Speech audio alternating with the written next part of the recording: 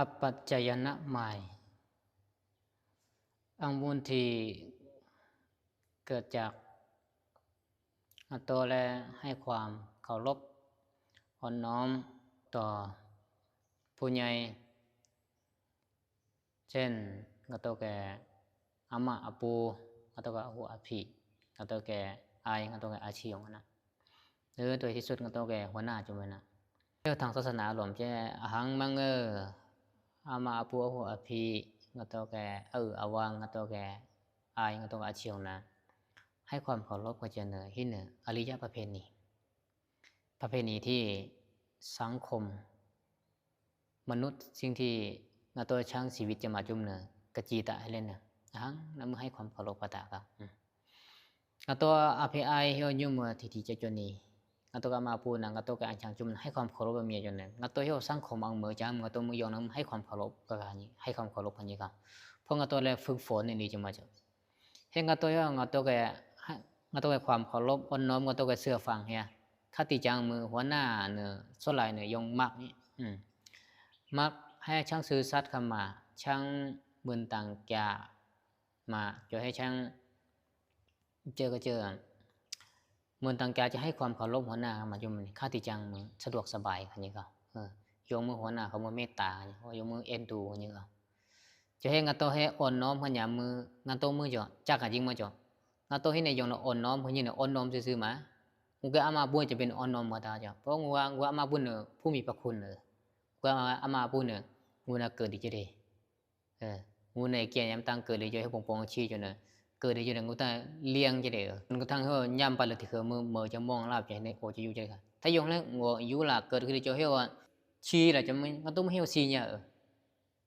เองจะอีจะให้ว่าปุงชี้จะมือตับชี้อะไรเงี้ยเหี้ยถ้ายงแล้วโอ้โหเกิดอะไรจะไม่เห็นเป็นยังไงจ้ะหรือยงแล้วอังยาหรือมูเขาจะยงให้ชีได้ชาไปยงพาตัดได้โอ้ยจมันก็ต้องให้ซีเนี่ยปงเข้าซีเนี่ยชีลดกองใจจนแต่ยงเห็นจีจมันจะยงแล้วอังเมนอังมังเจอได้จีเจอยงอังเมนมังเจอเห็นจีจะจงก็ตัวเลี้ยงกับมือลาบจะแหละให้มังว่าตายงให้ผู้มีพระคุณอังจ่าจะให้อาชีพมือเล่นไอ้มือเล่นยงมันจะงาตัวกับตัวเทนแกเอามาปูมันจะยงแล้วอังเมนอังมังจีจะมันยงแล้วงาตัวกับหูเกิดหลังจะมายงก็ตัวเนี่ยโอ้จะได้อยู่จะได้เขาเล่นคำพักคุณงั้นก็อามาปูดูเช่นมาแต่บางเรื่องก็ตอนโอ้จะอยู่จะได้เขาเห็นบางปัตตาบางเขายงนะให้ความเคารพคนนี้เขาให้ความเคารพให้ความยำเก่งให้สักการะบูชาอย่างนี้เขายงนะมึงบางประเพณีท้องถิ่นบางจามา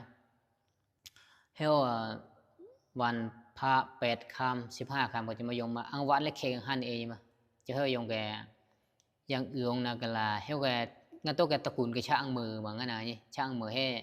เอาหัวพี่โยกับช่างให้จริงๆอยู่จงอังวัดได้ยงมาเปิงอย่างนี้มาพี่ทรงจะเจออังวัดยงมาเปิงอย่างนี้ขอขมาใครนี่ล่ะมาอังวัดแล้วเปิงจะให้หัวพี่ของกติมาเชียอาโจกดีสิฮันเอเนี่ยบูชาใครอย่างนี้ให้เล่นให้ในอังจ่าเยอะยามมือหนึ่งแต่ยามเนี่ยอังจ่าเปิงลำจ่าให้มั่งปัตตาเปล่าหนึ่งยงให้ความเคารพพลังให้เขาให้ความเคารพให้ความเคารพเนี่ยย่ำแกประเพณีมาโยจังอริยะประเพณีที่หนึ่งไอ้นั่นให้ความเคารพอาชีพนั้นให้ความเคารพนี้อาเพศแต่งเป็นมานะ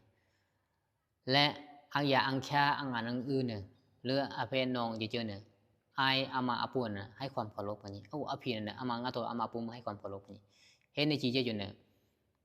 เมนี่มังนี้เทวดาเนี่ยมักอันนี้ไหมงานตัวเห็นในอังเมนมังนี้เทวดามักอันนี้โอ้ยอริยะประเพณีเลยเท่าสการเนี่ยยกมือไหว้ยังไงเห็นจีจะมา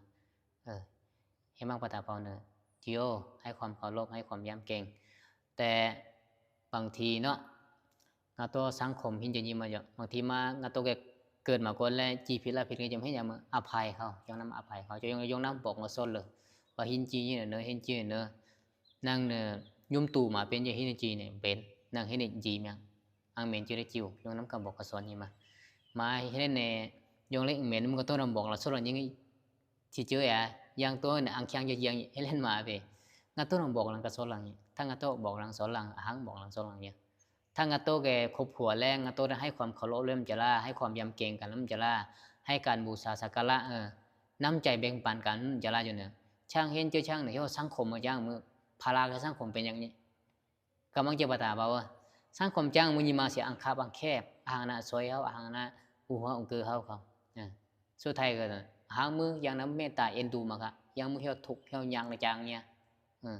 ให้มากปตาเปาเนี่ยลมจริงๆว่าความเคารพความอ่อนน้อมนี่จะปุหังเตระขมนะจะปุอาจารย์จมมือกระจายนี้อาจารย์จมมือความอ่อนน้อมต่อพระเทระในกระจายนี้พระพุทธเจ้าในกระจายนี้พระธรรมกระจายนี้จะให้ยันหย่อมมือให้เล่นมีความอ่อนน้อมต่อพระเจ้าพระสงฆ์ให้อาจารย์อาจิจีอันนี้บิงโมเจก็ตามมาเสือโมเจก็ตามอารมณ์ปีโมเจก็ตามมือเอาสัตว์จมมนั้นให้ความเคารพกันนี้ถ้าบ่ให้ความเคารพบ่ให้ความอ่อนน้อมนี่เราตัวแกบุญเลยเกิดครับเราตัวแกบาปทางใจแล้วเกิดนี้ให้มากว่าแต่ว่าความเคารพอ่อนน้อมเป็นสิ่งที่ดีและควรทำให้เกิดขึ้นในใจเพราะมันเป็นเรื่องที่ดี